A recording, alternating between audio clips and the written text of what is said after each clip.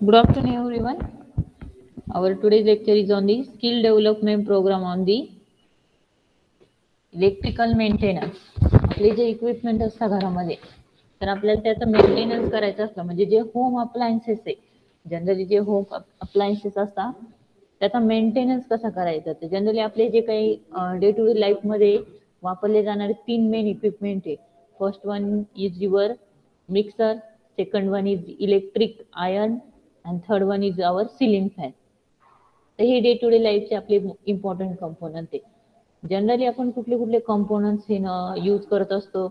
त्यामध्ये आपला table fan, cooking म्हणजे जे काही कुकर्स असतात आपले ते, त्यानंतर automatic irons, geyser, then storage heater, electric iron, electric heater, ceiling fan, electric kettles आणि वॉशिंग मशीन. हे आपले होम अप्लायन्सेस आहे. तर ह्या होम अप्लायन्सेसला आपण मेंटेनन्स कसा करणार, तो आता आपल्याला इथे स्किल डेव्हलपमेंट प्रोग्राम मध्ये बघायचा आहे. Generally electric kettle, washing machine आणि सिलिंग फॅन्स हे जे काही इक्विपमेंट आहे यांची असेंब्ली कशी करायची, त्यांचा रेग्युलर मेंटेनन्स कसा करायचा असतो. सपोज आपण फर्स्टली ते जे काही इक्विपमेंट आहे त्यांना आपण स्टार्ट केलंय की आपण त्याच्यासाठी रिपेअरिंगला सुरुवात केली. तर तिथे एक काळजी घ्यायची की जो काही टेक्निशियन्स असतो त्या टेक्निशियनच्या हेल्पनेच आपण ते प्रॉपरली तिथे कनेक्ट करायची किंवा डिस्कनेक्ट करायची. देन सेकंडली त्याच्यासाठी जो काही आपण रिपेअरिंगसाठी जे वर्क करणार आहे तर beneficial in providing high quality and repair work. म्हणजे आपण जर क्वालिफाईड टेक्निशियन किंवा गुड रेप्युटेशन मेंबर जर तिथे घेतला तर त्याच्यामुळे आपलं मीन्स काय हाय क्वालिटी वर्क होणार आहे. म्हणजे जे काही आपले अप्लायन्सेस आहे, इलेक्ट्रिकलच्या अप्लायन्सेसची मेन थिंग्स काय at a time of repairing जरी ते थोडं इम्प्रॉपर झालं तरी ते आपल्याला ऍज अ डॅमेज म्हणून इक्विपमेंट नंतर बघायला भेटतं. देन आता इथे आपण एक्झाम्पल घेऊया. Firstly electric iron. आपली इलेक्ट्रिक आयर्न जर आपल्याला रिपेअर करायची असली तर इथे आता मी काही तुम्हाला स्टेप्स सांगणार आहे का कुठल्या स्टेप्स मध्ये आपण त्या आयर्नला रिपेअर करणार आहे. आपल्याला हे फिजिकली बघायचंच आहे, बट त्याच्या आधी तुम्हाला त्याचा ओव्हरव्ह्यू माहित पाहिजे. तर first one, two switch off the connection from the plug point. Main काय आहे, इलेक्ट्रिकलचे वर्क करताना पहिला पार्ट येतो तो तुमचा सेफ्टीचा. तर फर्स्टली काय करायचं की तुम्ही जे पण अप्लायन्सेस रिपेअरिंगसाठी घेताय तर त्या रिपेअरिंग मध्ये आपण त्यांना पहिले प्लग पॉइंट पासून त्याचे कनेक्शन ऑफ करायचे. Then next step is unplug the iron. Then unplug झाल्यानंतर सपोज ती प्रेस आपली हीटिंग पोझिशनला होती तर सेकंड कंडिशनला काय करायचं की तिला कूल डाऊन होऊन द्यायचंय. म्हणजे एकदम गरम इस्त्री आहे त्याला लगेच रिपेअरिंगला घ्यायचं असं करायचं नाही. कारण की तो जो बेस असतो जो हीट झालेला असतो त्या हिटिंग बेसचे पण काही जर आपल्याला त्याच्यामध्ये जर काही खराबी असेल तर ती पण आपल्याला चेक करायची असते. तर फर्स्टली तो अनप्लग करायचा की जेणेकरून आपल्याला सेफ्टी तिथे मेंटेन होणार आहे. सेकंडली तो जो काही बेस असणार आहे तो कूल पोझिशनला ठेवायचा. After that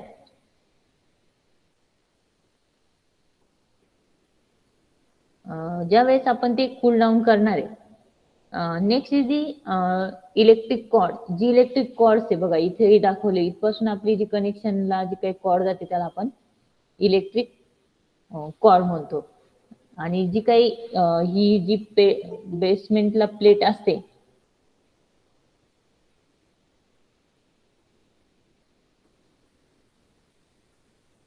he बेसमेंटची G plates असते त्याला आपण सोल प्लेट्स असं म्हणतो. आणि थर्मोस्टॅट जो काही पार्ट आहे तो नेक्स्ट तो thermostat. In the case it does not heat up the highest level or the close the म्हणजे जे काही आपले क्लोज असतात त्यांना डॅमेज होऊ शकतो. जर आपण ती कॉर्ड आणि जी सोल प्लेट आहे ती जर प्रॉपरली तिथे म्हणजे अनप्लग किंवा ती कूल डाऊन होऊन दिली नाही तर पुढे त्याचा डॅमेज आपल्याला बघायला भेटतं.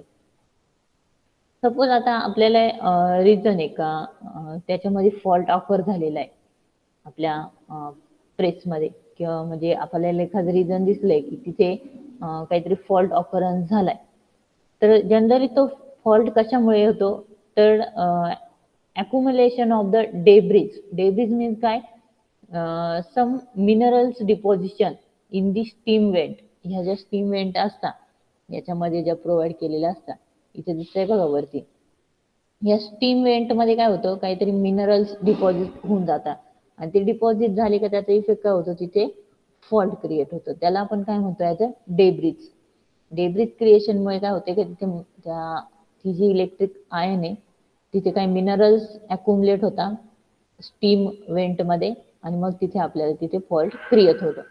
देन आता हा आपल्याला काय करायचं, ओव्हरकम करायचं आहे की समजा हे मिनरल डिपॉझिट झाले तर ते जर आपल्याला तिथून काढून टाकायचे असतील तर काय करायला लागेल, take a help of pipe cleaner all the toothpick for the removing the built up. म्हणजे जे काही डेब्रिज त्या मिनरलच्या तिथे क्रिएट झाले तर त्यासाठी पाईप क्लीनर हा घ्यायचा आणि ती जी काही मिनरल डिपॉझिट झालेले असतात त्यांना तिथून रिमूव्ह करायचं. It is the most important to the consider that the debris should not be clog or the block the steamway. आता काही प्रेस मध्ये काय होतं की त्या मिनरल्सची क्वांटिटी एवढी जास्त होऊन जाते का ज्या स्टीमच्या ज्या काही आपल्या वेन्स असतात त्याच्यामध्ये ती पूर्ण तो ब्लॉक करून टाकतो आणि ब्लॉकमुळे काय होतंय की तिथे क्लॉग क्रिएट होतात. मग आपल्याला मेन तिथे हे काय करायचं असतं का ती जी काही मिनरल किंवा त्या डेब्रिज असतात त्या एवढ्या प्रमाणात होऊ नाही द्यायच्या की तो पूर्ण ती आपली स्टीम वेंटलाच ब्लॉक करेल. हा मेन पॉइंट आहे. तर इथे स्टीम वेंट दिसत आहे बघा, या स्टीम वेंट मध्ये तो पॉट जनरली अवॉइड करायचा. देन दी आता सपोज आपल्याला त्याच्यावरती वर्क करायचंय तर with the assistance of fine needle, जे सिविंग साठीची जी निडल्स असते तर त्या निडल्स आपण काय करणार आहे, हेल्प घेणार आहे and clean they spray nozzle carefully. जो काही तिथे तो स्प्रे नोझल दिलेला असतो तो आपण त्या फाईन निडल थ्रू क्लीन करणार आहे आणि तो एकदम केअरफुली करायचा असतो. Then for the issue in the sole plate, समजा ही जी सोल प्लेट आहे खालचा पार्ट असतो जो प्लेनचा बेसचा, त्याच्यामध्ये जर काही इश्यू असेल तो open the cover plate with an appropriate screwdriver. म्हणजे आपल्याला काय करायचं असतं की तो जो कव्हर प्लेटचा जो काही पार्ट असतो तो ओपन करायचा प्रॉपरली स्क्रूने. Then check the calibration of the thermostat and then the clean the sole plate. मग आपल्याला परत तिथे चेक करायचं असतं की आपला जो काही थर्मोस्टॅट दिलेला आहे तर त्याच्यावरनं आपण चेक करायचं की ऍक्च्युअल व्हॅल्यू आपली किती इंडिकेट होते आणि तो जो काही बेस असतो सोल प्लेटचा तो परत एकदा क्लीन करून घ्यायचा. बेसमध्ये जनरली काय असतं, काही डस्ट वगैरे अक्युमुलेट होते किंवा थोडंसं कार्बन वगैरे तिथे अक्युमुलेट झालेला असतो तर तो पूर्ण क्लीन करून घ्यायचा आणि त्यानंतर थर्मोस्टॅटचं जे काही कॅलिब्रेशन आहे ते चेक करायचं आणि मग तिथे सोल प्लेट वरती जर काही असेल अनवॉन्टेड थिंग्स तर त्या आपण तिथे रिमूव्ह करून देतो. Then put the cover plate back and the tightening through the screw. मग कव्हर प्लेटला परत काय करायचं, त्या बेसवरती स्क्रू थ्रू एकदम टाईट अशा पोझिशन मध्ये त्याला पॅक करायचं. म्हणजे जर आपण इस्त्रीचा जर हे घेतला म्हणजे आयर्नचा तर तिथे दोन टाईपचे फॉल्ट आपल्याला बघायला भेटले. फर्स्ट वन काय आहे की सम मिनरल्स डिपॉझिट होता स्टीम वेंट मध्ये, त्यामुळे ती एक टायर पूर्ण ब्लॉक होऊन जाते किंवा मग तिथे काहीतरी आपल्याला क्लॉग्स भेटतात. त्यामुळे ती प्रॉपर तिथे स्टीमचं जर सर्क्युलेशन झालं नाही तर ती आयन तिथे फॉल्ट म्हणून क्रिएट करते. आणि दुसरं काय आहे की सपोज जी काही बेस प्लेट्स आहे त्या बेस प्लेट वरती जर काही अनवॉन्टेड पार्टिकल्स किंवा तुमची डर्ट असे जर आले तर तिथे त्या बेस प्लेट वरती पण आपल्याला फॉल्ट म्हणून क्रिएट होतो. तर हे झालं तुमचं electric ion related. Clear participant, समजताय का स्टुडंट? आवाज येतोय का students? Yes ma'am. Yes, ma'am. Okay. Yes, ma'am. त्यानंतर पुढचा पार्ट,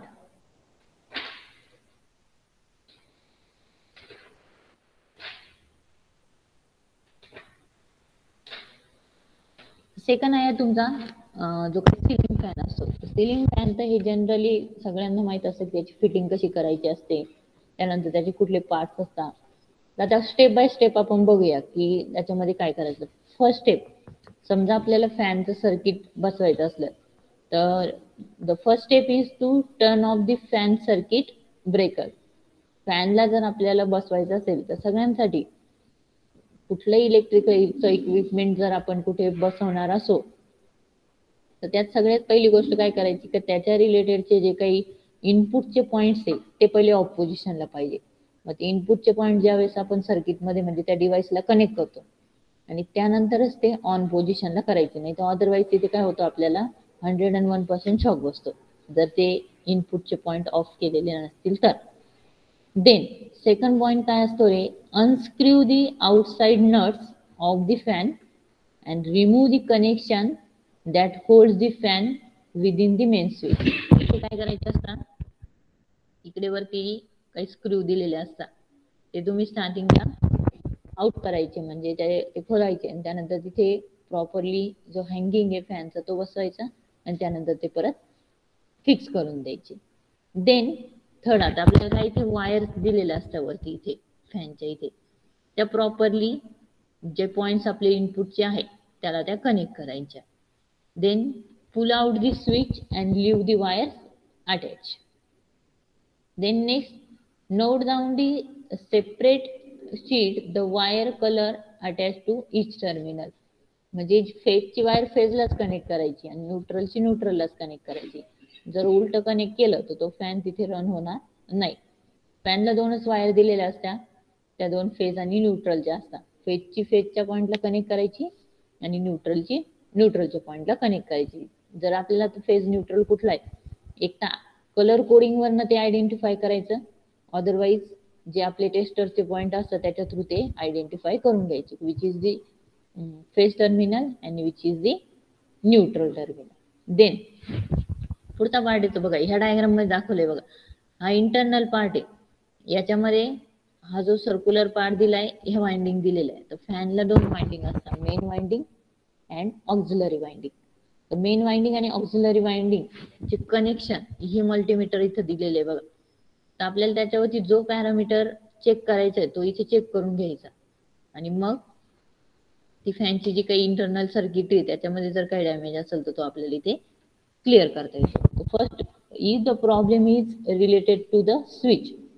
समजा फॅनच्या जो काही स्विच दिले त्याच्या रिलेटेड जर काही प्रॉब्लेम असेल तर first discharge the wires, then after that take the switch as per the fan model.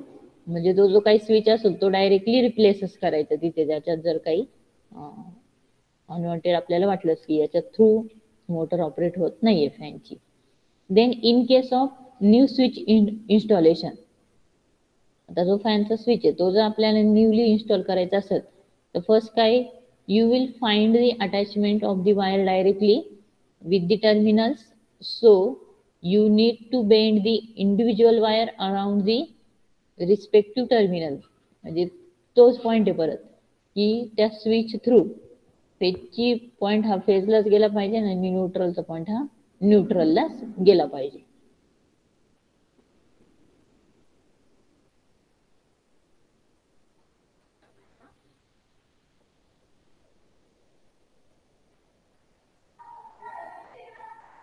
Then लास्टला काय की इंटरनल असेंब्ली जर आपल्याला चेक करायची असली, स्टार्टिंग वाइंडिंगचा रेजिस्टन्स, मेन वाइंडिंगचा रेजिस्टन्स, देन याच्यामध्ये आपण एक कॅपॅसिटर बसवतो. तो कॅपॅसिटर पण ऍक्च्युअल चार्जिंग डिस्चार्जिंग पोझिशनला आहे की नाही हे आपण सगळे तिथे जे मल्टीमीटर दाखवलेले त्याच्या थ्रू पण आपण ते चेक करू शकतो. आणि मोस्ट ऑफ काय होतं, फॅनला फॉल्ट हा जो काही तुमचा कॅपॅसिटर असतो तो जर वर्किंग मध्ये नसला तर तिथे आपल्याला फॅन हा नॉट वर्किंग पोझिशनला दिसतो. It is regarded our ceiling fan. Then next is the geyser. आता गीझरचे काही पॉइंट्स आहे की आपण जे काही गिझर युटिलाइज करतो. तर गिझर मध्ये जनरली कुठले फॉल्ट होता, पर सपोज बिफोर स्टार्टिंग युअर गिझरचे जे काही पॉईंट्स आहे तो आपल्याला सर्किट मध्ये बसवायचा आहे. तर त्यासाठी पण पहिला काय अनप्लग दी अप्लायन्सेस, जे काही तुमचे किंवा त्याच्यामध्ये आपल्याला मेंटेनन्स करायचा आहे. तर मेंटेनन्स करण्यासाठी सगळ्यात महत्त्वाचं पॉईंट म्हणजे तुम्ही तो जो काही गिझरचे जे काही पॉईंट आपण कनेक्शन दिलेले असतील तर ते पहिले अनप्लग करायचे. Then for exposing the gears remove the upper housing, मग त्याच्यामध्ये जो काही तुमचा पॉईंट असेल वरचा तो रिमूव्ह करायचा.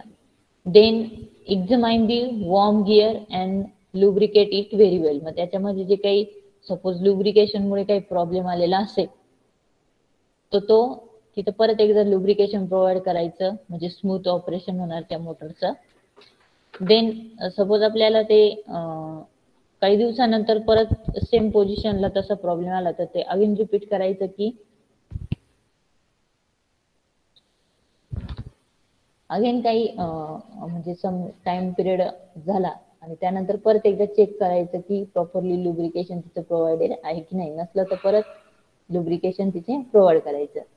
Then ensure that the electrical component or motor is not coated with the excess lubricate, म्हणजे असं पण नको व्हायला की आपण खूप तिथे लुब्रिकेशन दिले आणि त्यामुळे परत एकदा तिथे काहीतरी प्रॉब्लेम अराईज झाला.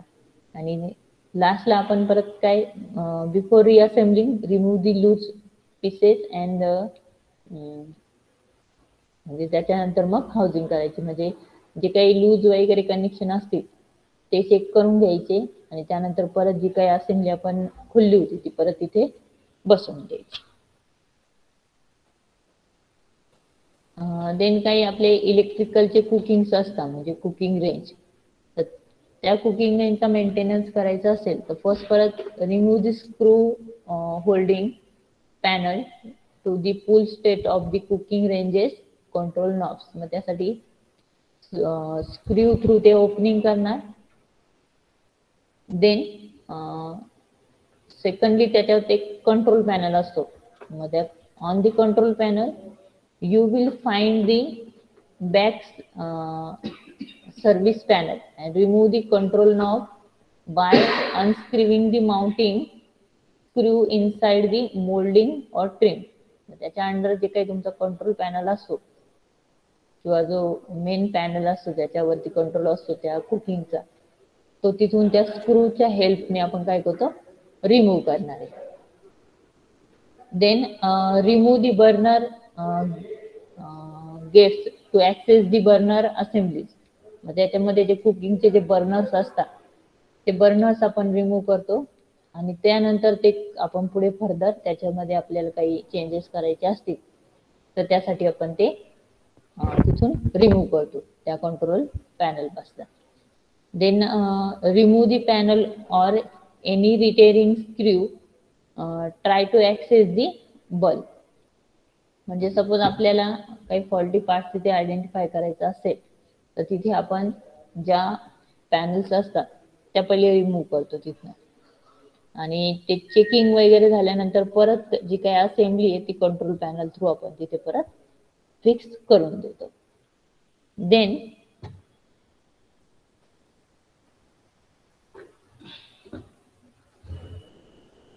आता ही लास्ट पार्ट आता आहे इलेक्ट्रिक केटलचा, जे आपण केटल्स यूज करतो. तर केटलच्या बेस मध्ये आपल्याला इथं वायरिंग दिसते बघा, हा जो केटलचा बेस दिलेला आहे इथे सगळी वायरिंग दिलेली असते आणि त्या वायरिंगच्या बाहेर इथे सराउंडिंगला आपल्याला मल्टीमीटर थ्रू आपण ते कनेक्शन आहे की नाही ते चेक करणार. तर सगळ्यात पहिले disconnect the kettle from the main power source. आता प्रत्येक डिव्हाइस आपण जे जे बघितले त्यामध्ये सगळ्यात पहिला पार्ट कुठला येत होता की सर्किट मधनं तो काय करायचा अनप्लग करायचा आणि मगच त्यावरती प्रॉपर वर्किंग सुरू करायचं. Then with the help of appropriate screwdriver unscrew the security screw, म्हणजे हे जे खालच्या साईडचे पार्ट्स आहे त्याला काय करायचं ओपन करायचं. Then when the base comes off look for any shrunk and end at the point of the switch म्हणजे हे जे त्याच्यामध्ये पण काही स्विच प्रोव्हाइड केलेलं आहे त्याची प्रॉपरली चेकिंग करायची.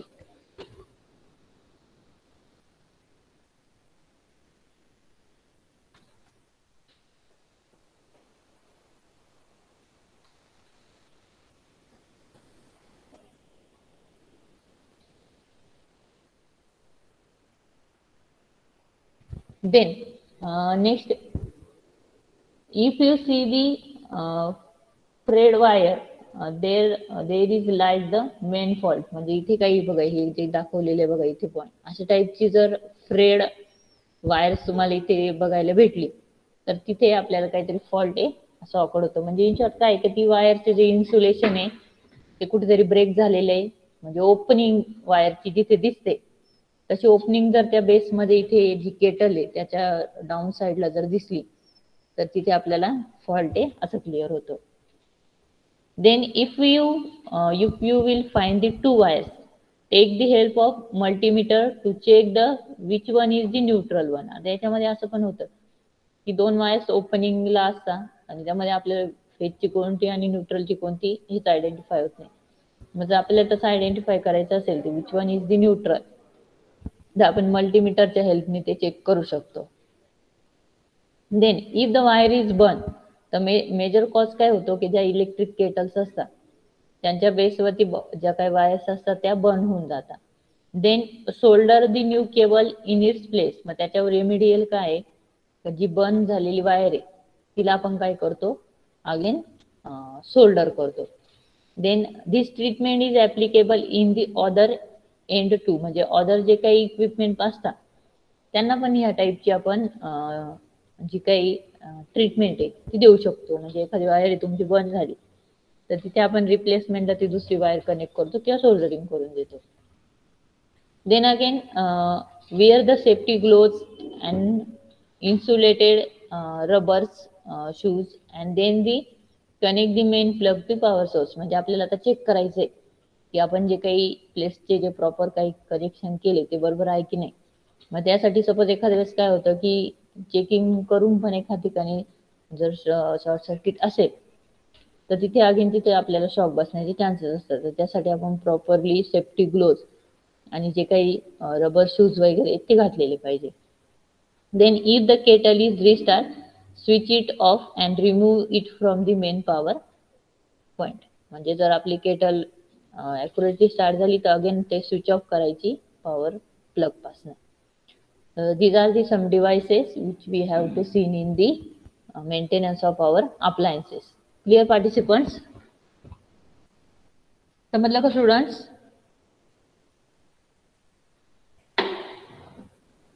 स्टुडंट्स समजलं का? रिप्लाय करा.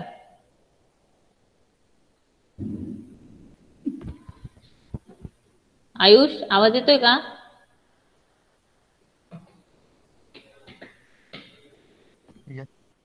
ओके आता आपण प्रॅक्टिकली बघणार आहे की आपल्याकडे बोर्डवरती ब्रेक होतोय का आवाज? Yes ma'am.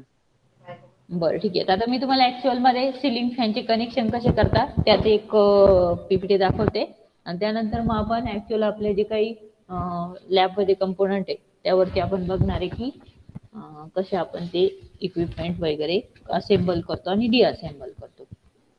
ठीक आहे मी ही पीपीटी स्टॉप करते. दुसरी शेअर करते ती शेअर झाली की मला सांगा.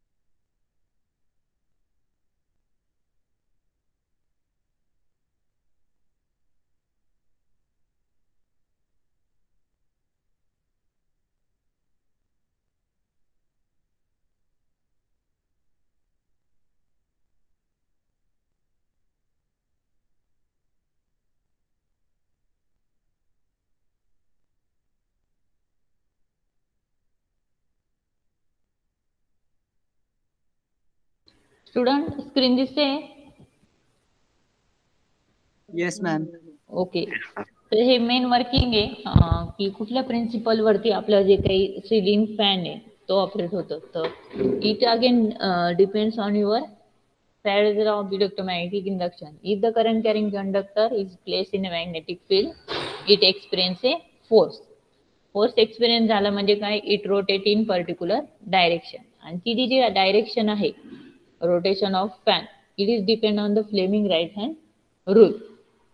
त्या फ्लेमिंग राईट हँड रूल वरती जी काही आपली मोशन ऑफ कंडक्टर आहे किंवा direction of rotation of your fan तो डिपेंडंट आहे. देन आता बघा, मी फॅन मध्ये तुम्हाला मग सांगितलं होतं, सिलिंग फॅन मध्ये जनरली जो काही आपला सिंगल फेज कॅपॅसिटर असतो तो असं वरच्या पोझिशनला इकडे बसवलेला असतो. देन एक स्टार्टिंग वाइंडिंग असते, त्याला आपण मेन वाइंडिंग म्हणतो, आणि दुसरी म्हणजे जी स्टार्टिंग वाइंडिंग असते तिला आपण ऑक्झिलरी वाइंडिंग असं पण म्हणतो, आणि एक मेन वाइंडिंग असते.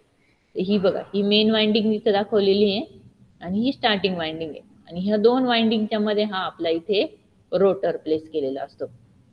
तर प्रॅक्टिकली आपल्याला बघायचं का विच वन इज स्टार्टिंग. आता थेरॉटिकली हे कनेक्शन दिसत आहे की हे दोघं एकमेकाला अशी सिरीज मध्ये कनेक्टेड आहे, पण आपल्याला इथे ऍक्च्युअल आपला जो फॅन असतो तो ओपन केल्यानंतर तिथे समजत नाही का ते सिरीज मध्ये का पॅरलल मध्ये कनेक्टेड आहे. पण ओव्हरऑल डायग्राम मध्ये काय दिसतंय, एक सिंगल फेज कॅपॅसिटर असतो का जो आपल्याला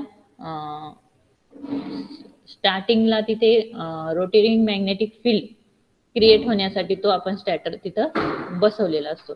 आणि रोटेटिंग मॅग्नेटिक फील्ड क्रिएट झाला आणि ती मोटर आहे ती ज्या वेळेस सम सिंक्रोनस स्पीडला रीच झाली किंवा मेन मॅक्झिमम स्पीडच्या 70 to 80% रीच झाली तर तो कॅपॅसिटर आपण सर्किट मधनं रिमूव्ह करतो थ्रू दी सेंट्रिफ्युगल स्विच. मग काही ज्या मोटर असतात त्यांच्यामध्ये हे अशा टाईपचा स्विच असतो किंवा डायरेक्टली परमनंटली तो कॅपॅसिटर तिथं कनेक्ट असतो. तर याचे काही टाईप्स आहे, तर टाईप्स आपण एवढे डीप मध्ये नाही जाणार, आपल्याला बघायचं एवढंच आहे, इनपुटचे फेज आणि न्यूट्रल हे दोनच पॉईंट असतात. ते दोन पॉईंट मग मेन वाइंडिंग आणि स्टार्टिंग वाइंडिंग ह्या दोघांमध्ये डिस्ट्रीब्यूट असतात, आणि त्याच्या इनसाइडला हा आपला असा रोटर इथे प्लेस केलेला असतो. देन आता इथे बघा डायग्राम कनेक्शन कसे दिले, ऍक्च्युअल सिलिंग फॅनचे connection through the regulator points, phase आणि न्यूट्रल. तर आता आपला हा काय रेग्युलेटरचा प्लेट दिलेला आहे, त्या रेग्युलेटरला फर्स्ट टू फिफ्थ असे 5 पॉइंट दिलेले बरोबर. तर आता आपण लाईनचा म्हणजे जो फेजचा पॉइंट आहे, रेड कलरची वायर आहे ती डायरेक्टली इथे जो ऑफ पॉइंट असतो तिथे दिलेला आहे. बघा माझा कर्सर दिसतोय का सर्वांना स्टुडंट? Yes ma'am. हा, तर मग हा एल म्हणजे काय फेजचा पॉइंट आहे, तो पहिले आपण कुठे दिलेला आहे डायरेक्टली रेग्युलेटरचा जो सपोज सेंटरचा पॉइंट कन्सिडर करा तुम्ही तिथे दिलेला आहे. त्यानंतर आता तिथपासून आपल्याला काय करायचंय, सपोज आपल्या आता 4 नंबरचा आपल्या पॉइंट आहे म्हणजे फॅनचा स्पीड 3 असला पाहिजे 4 किंवा 5. तर सपोज 5च्या स्पीडला आहे म्हणजे आपण तिथपासून एक फेजचं कनेक्शन घेणार आणि ते पुढे तुमचा हा जो काही याचा पॉइंट बसवलेला असतो ज्याच्या थ्रू आपल्याला फॅनला सप्लाय द्यायचा आहे तिथे घेतलं म्हणजे त्याच्या फेजला दिला. त्या फेज पासून पुढे आलाय तुमचा डायरेक्टली फॅनला 2 वायर्स असतात वरती इथे त्याच्या फेजला दिला.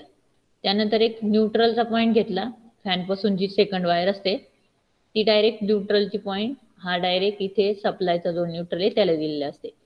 म्हणजे तुम्ही इथे एक लक्षात घ्या, तुम्हाला रेग्युलेटरचा स्पीड चेक करायचा असतो म्हणजे तुमची जी फेजची वायर आहे ती पहिले रेग्युलेटरला जाते, रेग्युलेटर पासून मग पुढे ती तुमच्या फॅनचा जो काही फेजचा पॉइंट असतो तिथे दिलेला जातो. आणि न्यूट्रल ही डायरेक्ट सप्लाय पासून न्यूट्रल येतो आणि तो डायरेक्ट फॅनचा जो मेन पॉइंट असतो वरती सिलिंग जवळ तिथल्या न्यूट्रलला दिली जाते. आणि इकडनं इथे 2 पॉइंट थ्रू मध्ये हा तुमचा एक कॅपॅसिटर बसवलेला असतो. म्हणजे एका साइडनी आपले फक्त सप्लायचे कनेक्शन असतात आणि ह्या साइडनी इथे एक कॅपॅसिटर बसवलेला असतो. तर प्रॅक्टिकली कनेक्शन कसे दिले जातात हे कळालं का सगळ्यांना? Yes ma'am. ओके. आणि वरती इथे जी आपण असेंब्ली म्हणजे स्क्रू थ्रू, जिथे ज्या क्लिप्स थ्रू आपण आपला फॅन जो सिलिंगला आपण टच करतो, तर तिथे हा अर्थिंगचा पॉइंट दिलेला असतो. Clear participant? कनेक्शन कसे असतात रेग्युलेटर आणि फॅनचे? Yes ma'am. ओके, ठीक आहे. देन आता हे इंटरनल कन्स्ट्रक्शन आणि फॅनचं की कुठल्या पार्टला काय म्हणायचं होतं, हे काय वरती हे टॉपचा पॉइंट असतो, त्यानंतर हे सगळे फॅन ब्लेडचे, देन हा स्टार्टिंगचा इथे स्पिंडल असतो, स्पिंडलच्या साईडला इकडे कॅपॅसिटर असतं, कॅपॅसिटरच्या साईडने इथे नट आणि बोल्ट्स प्रोव्हाइड केलेले असतात. नंतर हा परत तुमचा हँगिंगचा एक रॉड असतो आणि त्यावरती ही तुमची एक कव्हर प्लेट्स म्हणू शकतो आपण, किंवा त्याची वरची कॅप म्हणू शकतो, ती कॅप प्रोव्हाइड केलेली असते. ही डाऊन साईडची एक कॅप आहे आणि ही अपवर्ड साईडची, म्हणजे ही वरच्या हाऊसिंगला यांनी कव्हर केलं जातं, आणि ही खालची जी काय हाऊसिंग आहे जिथं कॅपॅसिटर आणि तुमच्या इनपुटचे कनेक्शन आलेले असतात मेन, त्याला ह्या दोन जे काही टॉप कॅन्डी, आता त्यांनी वेगळाच वर्ड यूज केलेला आहे, पण आपण त्याला कॅप असं पण म्हणू शकतो. Clear? Yes ma'am. Okay. Then आता हे काही की कंपोनंट्स दिलेले का, मेन कंपोनंट्स कुठले असतात आपल्या सिलिंग फॅनला? तर सगळ्यात पहिले तुमची इलेक्ट्रिक मोटर, मग कॅपॅसिटर स्टार्ट रन, जनरली ती 230 व्होल्ट 50 हर्ट्जला रेटेड केलेली असते. त्यानंतर ब्लेड्स, जे बाहेरचे आउटरचे पॉइंट्स असतात त्याला आपण ब्लेड्स म्हणतो. त्याचं जे मटेरियल आहे ते usually made up of aluminium sheet, आणि त्याची जी 120 डिग्री आणि नॉर्मली 3 to 4 ब्लेड्स असतात, ॲल्युमिनियम शीटचे असतात, आणि त्यांची जी काही त्यांच्या तिघांमध्ये डिस्प्लेसमेंट असते ती 120 डिग्रीची असते. Then canopy or the switch cup, जे मी वरती तुम्हाला दाखवलं का, ते खालच्या जी काही हाऊसिंग असते त्याला कव्हर करण्यासाठी, किंवा वरच्या टाईपची जी काही तुमची असेंब्ली बसवली त्याला कव्हर करण्यासाठी, इन शॉर्ट ज्या कॅप्स असतात त्याला आपण कॅनोपी किंवा स्विच कप असं म्हणतो. Then suspension on down rod, म्हणजे हा व्हर्टिकली जो रॉड असतो ज्याला फॅन आपण कनेक्ट केलेला असतो त्याला सस्पेन्शन ऑर डाऊन रॉड असं म्हणतात. देन बॉल बिअरिंग, हा जो पार्ट दिसतोय सेंटरचा, हा तुमचा बॉल बिअरिंगचा आहे. ती बिअरिंग जरी खराब झाली तरी तिथे फॅन हा आपला फॉल्ट मध्ये कन्सिडर होतो, किंवा ही जी इंटरनलची ही जी स्टार्टिंग वाइंडिंग किंवा रनिंग वाइंडिंग ही खराब झाली तरी तिथे आपला फॅन हा फॉल्ट कंडिशनला जातो. आणि लास्टला टर्मिनल ब्लॉक्स, म्हणजे टर्मिनल ब्लॉक्स जे फेज न्यूट्रल आणि अर्थिंगचे बॉक्स असतात ते इथे प्रोव्हाइड केलेले असतात. देन फॅनच्या, आता फॅन रेग्युलेटरचा मेन फंक्शन काय असतो, स्पीड रेग्युलेशनचा. तर मी मगाशी तुम्हाला डायग्राम मध्ये दाखवलं होतं बघा, आपला मेन सप्लाय पासून पहिले फेज हा रेग्युलेटरला जातो, रेग्युलेटर पासून फेज मग तुमच्या परत इकडं फॅनला येतो, आणि न्यूट्रल हा डायरेक्ट जो फॅनचा न्यूट्रल आहे तिथं दिलेला असतो. म्हणजे ही डायग्राम आणि प्रिव्हियसली आपण बघितली डायग्राम सेमच आहे. मग एक लक्षात ठेवायचं, फेज हा ऑलवेज रेग्युलेटर थ्रू तुमच्या फॅन पर्यंत येतो, आणि न्यूट्रल ही डायरेक्टली फॅनला जाते. क्लिअर? Yes ma'am. ओके. आता इथे हे जे शीट दिलेलं आहे, तर तुमची जनरली फॅनची साईज किती तर त्याच्यानुसार त्याचा स्पीड किती असतो. म्हणजे 1050 mm चा फॅन असेल तर 380 हा त्याचा जनरली रेटेड स्पीड असतो, आणि 65 वॅट्स एवढं पॉवर कंजम्पशन असणार आहे त्याच्यामध्ये, आणि एरिया हा जवळपास त्याला 10 मीटर स्क्वेअरचा एरिया लागतो. तसं तुमच्या प्रत्येक जशी फॅनची साईज चेंज होत जाते तसं तसं तिथं पॉवर कंझम्पशन इन्क्रीज होते. आता 1200 mm चा जर फॅन असेल तर त्यासाठी जो स्पीड रेटेड दिलेला असतो तो 330 असतो, म्हणजे 330 एवढा स्पीड असणार आहे. नंतर पॉवर कंझम्पशन जर कन्सिडर केलं तर ते नियर अबाउट 65 वॅट्स असतो, आणि जी काही एरिया आहे तो 14 मीटर स्क्वेअर एवढा एरिया त्याच्यासाठी कन्सिडर करावा लागतो. देन आता कुठल्या टाईपचे फॉल्ट ऑकर होतात फॅनमध्ये, possibility of causes.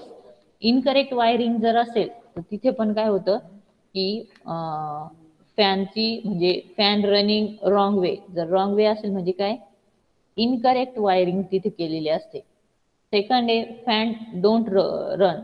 Fan run कधी होत नाही, पहिली केस असते low applied voltage, failure of supply, नंतर opening in the winding, condenser open or short म्हणजे जो कॅपॅसिटर दिलेला असतो तो जर शॉर्ट झाला किंवा ओपन झाला, आणि त्यानंतर ओपन द रेग्युलेटर रेजिस्टर और स्विच, म्हणजे प्रिव्हियसच्या डायग्राम मध्ये आपण बघितलं होतं, पहिले सप्लाय रेग्युलेटर पर्यंत येतो फेजचा आणि मग फॅनकडे जातो. मग रेग्युलेटरचा जो रेजिस्टन्स असतो तोच जर ओपन झालेला असेल तर तिथून पुढे सप्लाय जाण्याचा प्रश्नच येत नाही. ते फॅन ह्या 4-5 गोष्टींमुळे रन होत नाही. पहिलंच म्हणजे सप्लाय व्होल्टेज जर खूप कमी असेल तर तिथं फॅन रन होणार नाही.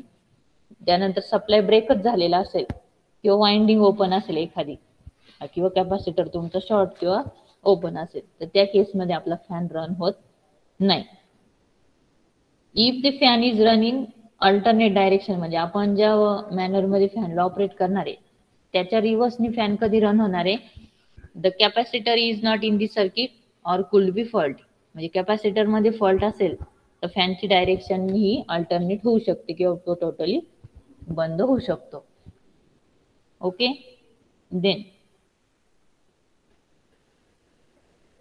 इथे कनेक्शन दाखवले बघा, म्हणजे आपल्याला जर अर्थ फॉल्ट टेस्ट करायचा असेल फॅन मध्ये तर ह्या टाईपचे आपण तिथे एक लॅम्प कनेक्ट करतो आणि मग चेक करतो की तिथे फॉल्ट अराईज झालेला आहे की नाही, म्हणजे ग्राउंडला काही लिकेज झालेला आहे का, म्हणजे लिकेज करंट त्या बॉडी फॅनच्या बॉडी थ्रू फ्लो होतोय की नाही, हे जर आपल्याला चेक करायचं असेल तर आपण फेज पॉइंट पासून एक लॅम्पला घेतो आणि लॅम्प थ्रू परत त्या बॉडीला देतो, म्हणजे याला आपण टेस्ट लॅम्प म्हणतो. इन शॉर्ट टेस्ट लॅम्पने आपण तिथे चेक करणार की तिथे लिकेज करंट त्या मेटॅलिक बॉडी मधनं फ्लो होतोय की नाही. तिथपर्यंत सगळे पॉइंट्स क्लिअर आहे सगळ्यांना? Yes, ma'am. ओके, आता आपण प्रॅक्टिकली आपल्या लॅब मध्ये कंपोनंट बसवलेले आहेत तर ते बघणार आहे की कुठल्या टाईपचा फॉल्ट कशावरती अराईज होतो.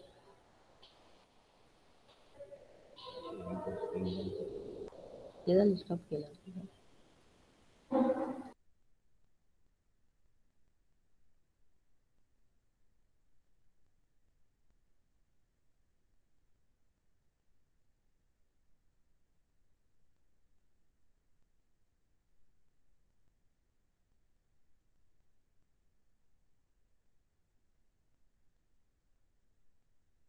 स्टुडंट, आपल्याला शेवटला परत एक फोटो अटेंडन्स पण घ्यायची, तर पूर्ण व्हिडिओ कंप्लीट झाल्यानंतर सगळ्यांनी फोटो अटेंडन्स पण द्यायची. हा,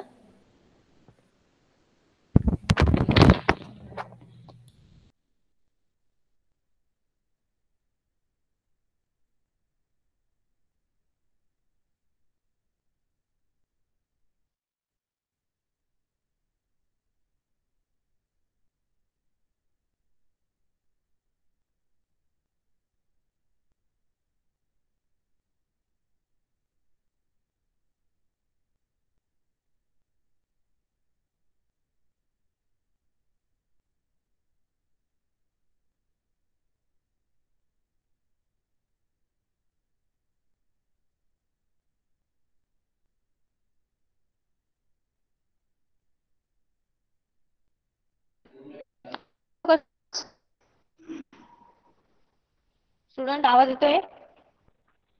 Yes, ma'am. बरं, मी आता आहे ना स्क्रीन प्रेझेंट करते आणि मोबाईलचा कॅमेरा ऑन करते, तर तो दिसतोय का मला सांगा.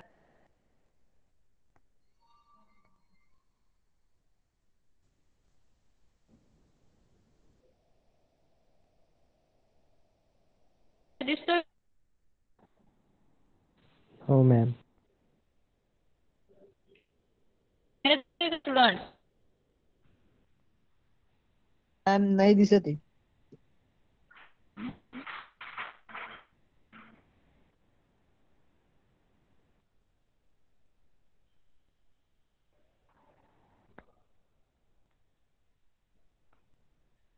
माझी स्क्रीन दिसते का स्टुडंट्स आता? Yes ma'am. नो. हो मॅम, आता बंद झाली.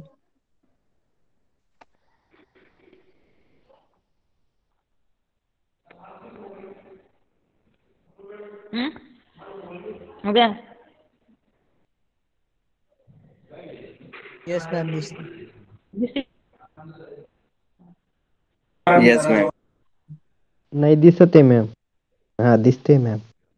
दिसते मॅम. हा आता दिसतोय का कॅमेरा? Yes Yes. मॅम. दिसतोय. हा दिसला ना. Yes ma'am. तर बघा मॅडमने शिकवल्याप्रमाणे तुम्हाला मिक्सर, इस्त्री, सिलिंग फॅन, इलेक्ट्रिकल किटली, सर्व इन्स्ट्रुमेंट तुम्हाला रिपेअरिंग मेंटेनन्स कसा करायचा ते हे सर्व इन्स्ट्रुमेंट त्याच्यामधील आपण सुरुवातीला घेणार आहोत मिक्सर. आता मिक्सरचं बघा तुम्ही, हे दोन्ही जे पार्ट आहे ती मिक्सरची बॉडी बाहेरची, हा मागील पार्ट आहे, हा पुढील पार्ट आहे. याच्यामध्ये इथे बुश बसवलेले आहे, इथं ब्रश होल्डर बसवलेले आहेत, इकडून एक ब्रश इकडून एक ब्रश. त्यानंतर हा फिरणारा पार्ट आहे मधला, याला आपण म्हणतो आर्मेचर. हा आर्मेचरचा फॅन आहे, हे आर्मेचर वाइंडिंग इथे, नंतर इथं आर्मेचरचे ब्रश फिरतात. इथं ब्रश फिरल्यानंतर आर्मेचर फिरतो आणि मग चालतं मिक्सर. हा त्याचा स्विच आहे, या स्विचने आपण ऑन ऑफ करतो. हे मिक्सरचे आतमधील वाइंडिंग आहे बघा, फील्ड कॉईल म्हणतात तिला, फील्ड कॉईल.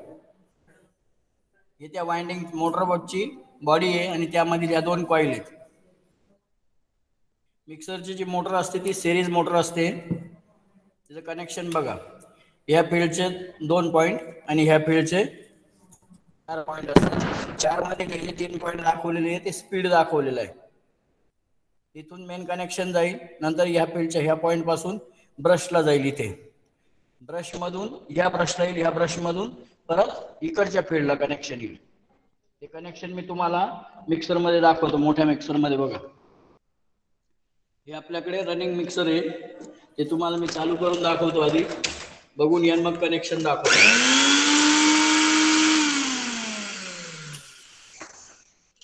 आता मी तुम्हाला कनेक्शन दाखवतो त्यामधील. मिक्सरचं कव्हर आपण ओपन करतोय, त्याच्या बॉडीला हा दिलेला असतो MCB. ओव्हरलोड, शॉर्ट सर्किट काय झालं तर हा MCB बंद होऊन जातो. आता कनेक्शन बघा, ही पांढरी वायरने सप्लाय आलेला आहे, ग्रीन वायर आर्थिंग मिक्सरच्या बॉडीला दिलेली, ब्लॅक वायर MCB ला दिलेली आणि रेड वायर स्विचला दिलेली. तर MCB पासून कनेक्शन दाखवतो तुम्हाला मी. MCB न्यूट्रल, ब्लॅक वायर, तिथून एक वायर फील्डला जाते बघा, ही फील्डला गेलेली, तिथून फील्ड मधून निघाली ती ब्रशला जाते, हे ब्रश होल्डर. या दुसऱ्या ब्रश होल्डर या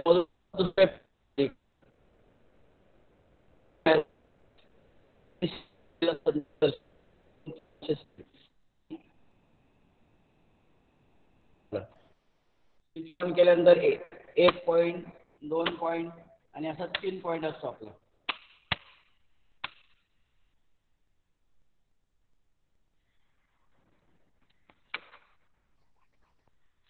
हे मोटरचं बघा, हा जो पाठीमागचा पार्ट आहे हा इथं दाखवलेला आहे आपण, हा पाठीमागचा पार्ट आहे. नंतर बॉडी खालून, खालचा जो पार्ट आहे हा खालचा पार्ट आहे, इथं खाली हे मधली फील्ड वाइंडिंग. त्याच्यात जो आतमध्ये फिरणारा आहे तो आर्मेचर, तो तुम्हाला बाहेरून दिसणार नाही, तो इथं आपण बोर्डवर त्याच्यासाठीच लावलेला आहे. मध्ये आतमध्ये तो दिसणार नाही, तो हा इथं आर्मेचर आहे, हा फिरणारा पार्ट आपला. हा स्विच, तो स्विच आपण इथं ऑपरेट करतो असा.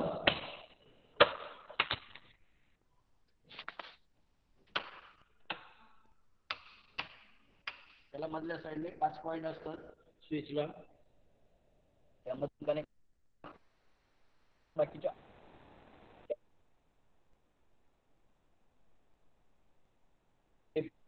फील्ड तयार होतात तिथं.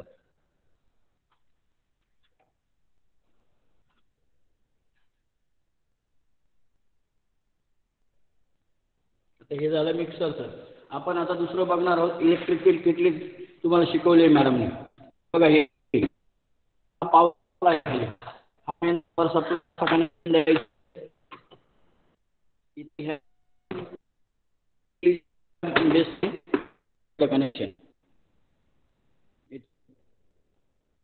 आणि इथं पूर्ण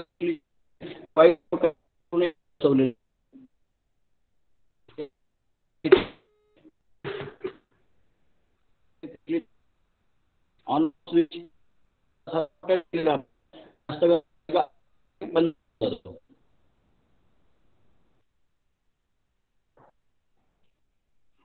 तिसरा इस्त्रीचं मेन कनेक्शन बघा तुम्ही पार्ट मोठे नॉब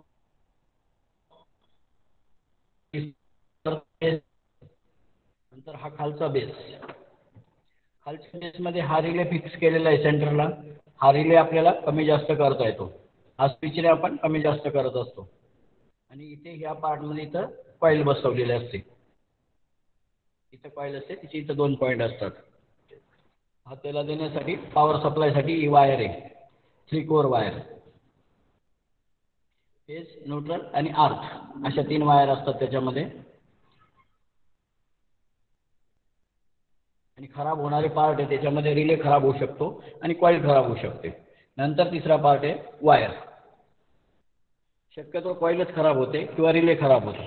आणि तिसरा पार्ट तो वायर. सेरीज टेस्टला सर्व चेक करता रिले चेक करता येतो कॉईल चेक करता येते प्लस वायरही चेक करता येते. जे खराब असलं ते रिप्लेस करायचं आणि चालू करायचं.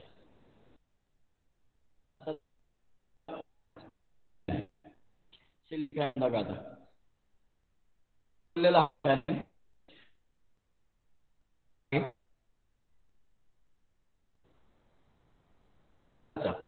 आणि त्याला दोन्ही साईडने 2 बेरिंग बसवलेले असतात. वरून एक बेरिंग वरून एक बेरिंग. इथं वायरिंग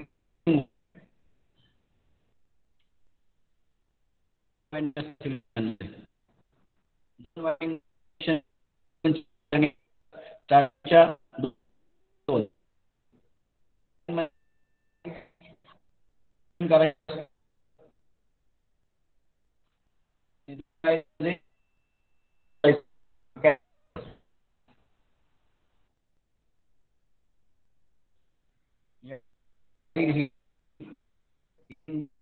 फॅन फिरणार नाही.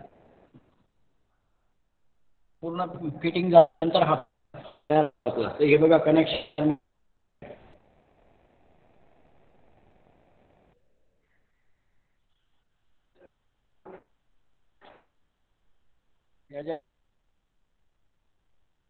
पांढऱ्या आणि हिरव्या कलर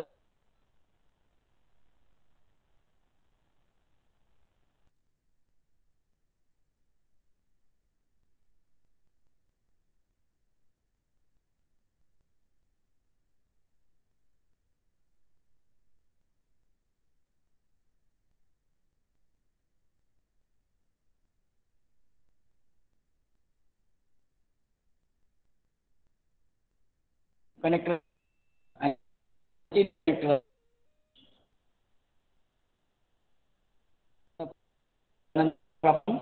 आधी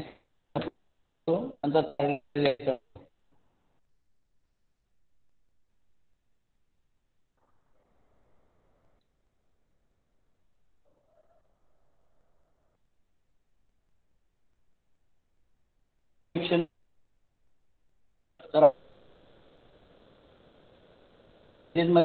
म्हणजे कुठले असो तर आपले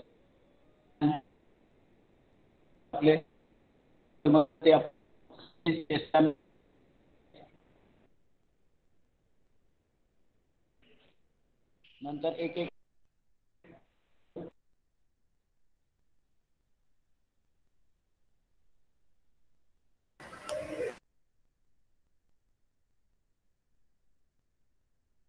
बोलू का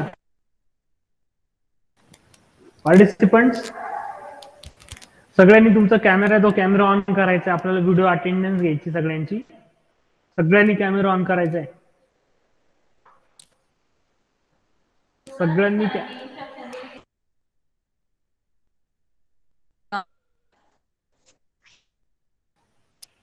सगळ्यांनी कॅमेरा ऑन करा.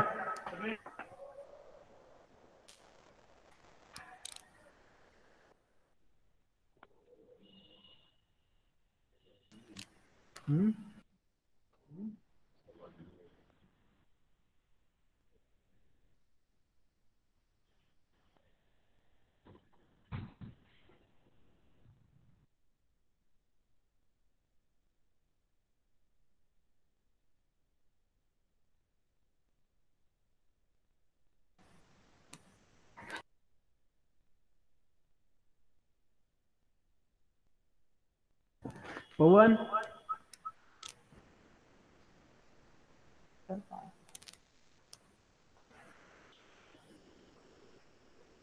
उगले, भूषण, आहिरे, अक्षय, कॅमेरा ऑन करा तुमचा.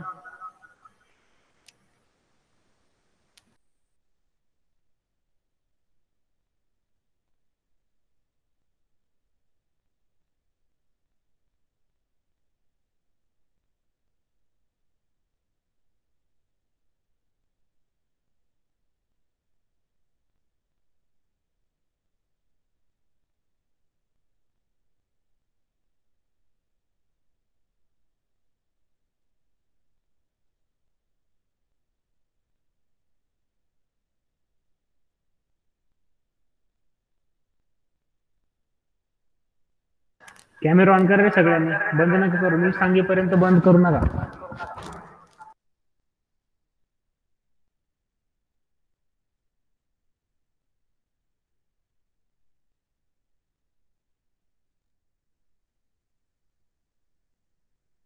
कॅमेरा ऑन करा, बंद नका करू जोपर्यंत मी सांगत नाही तोपर्यंत. कॅमेरा ऑन ठेवा. बागुल, पवन, उगले, यश,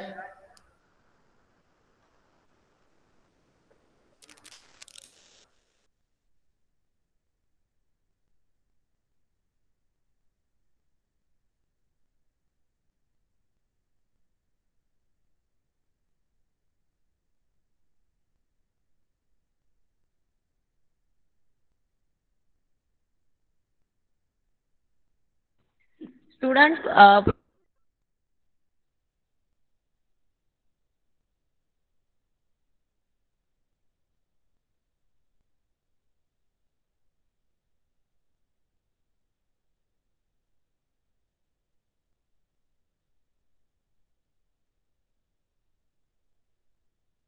आवाज येतोय का स्टुडंट?